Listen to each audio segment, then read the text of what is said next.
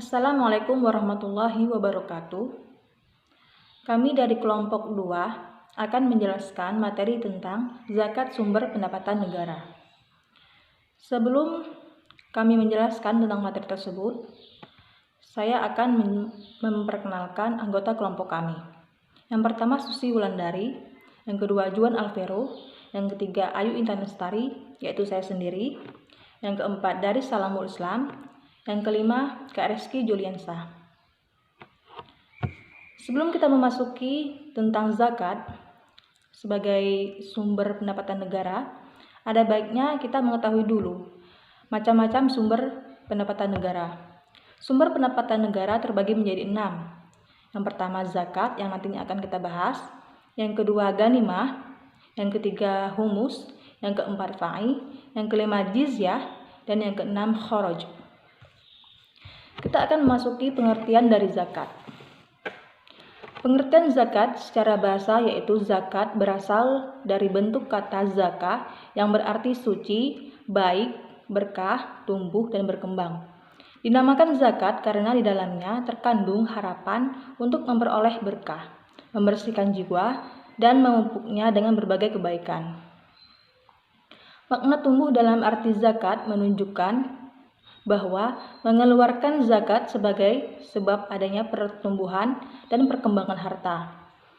Pelaksanaan zakat menyebabkan pahala menjadi banyak, sedangkan makna suci menunjukkan bahwa zakat adalah mensucikan jiwa dari kejelekan, kebatilan, dan suci dari dosa-dosa.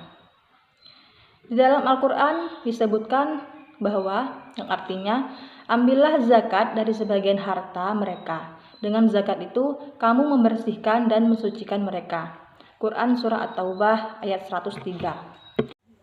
Sedangkan menurut istilah dalam kitab Al-Hawi, Al-Mawardi mendefinisikan zakat dengan nama pengambilan tertentu dari harta tertentu menurut sifat-sifat tertentu dan untuk diberikan kepada golongan atau kepada orang-orang yang berhak menerimanya. Syarat harta yang wajib dikeluarkan zakatnya. 1.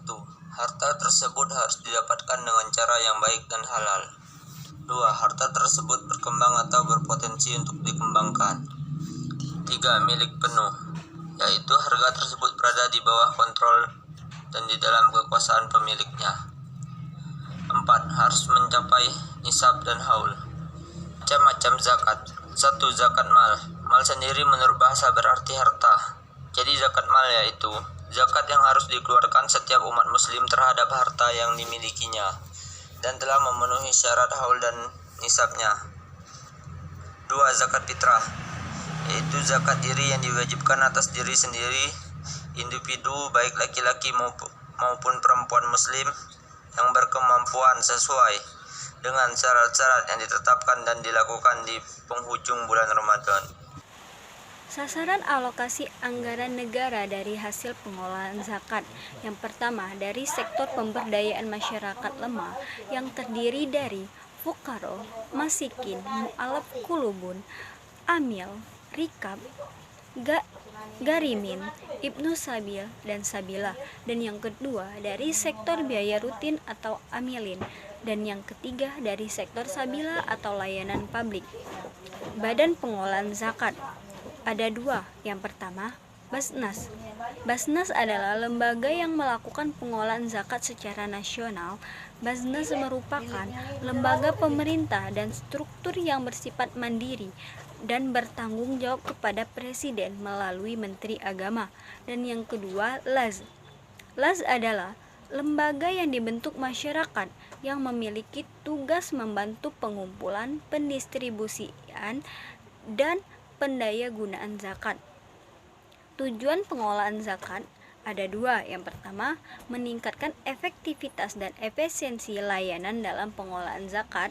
Yang kedua, meningkatkan manfaat zakat untuk mewujudkan kesejahteraan masyarakat dan pengentasan kemiskinan. Bagaimana peran Basnas dan LAS dalam pengelolaan zakat?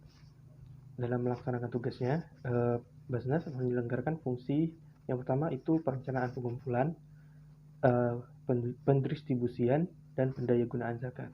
Yang kedua itu pelaksanaan pengumpulan, pendistribusian, dan pendayagunaan zakat. Dan yang ketiga itu pelaporan dan pertanggungjawaban pelaksanaan pengelolaan zakat. Dalam melaksanakan tugas dan fungsinya, dapat bekerja sama dengan pihak terkait sesuai dengan ketentuan peraturan perundang-undangan untuk melaporkan hasil pelaksanaan tugasnya secara tertulis kepada Presiden melalui menterinya dan melaporkan juga kepada DPR RI paling sedikit 1 kali dalam setahun. Kemudian, di sini saya akan menjelaskan las dan dalam pengelolaan zakat, yaitu pembentukan las wajib mendapatkan izin dari menteri atau pejabat yang ditunjuk oleh menteri. Las wajib melaporkan pelaksanaan pengumpulan pendistribusian dan pendayagunaan zakat yang telah diaudit kepada Basnas secara berkala. Selanjutnya, dikemanakan dana dari zakat.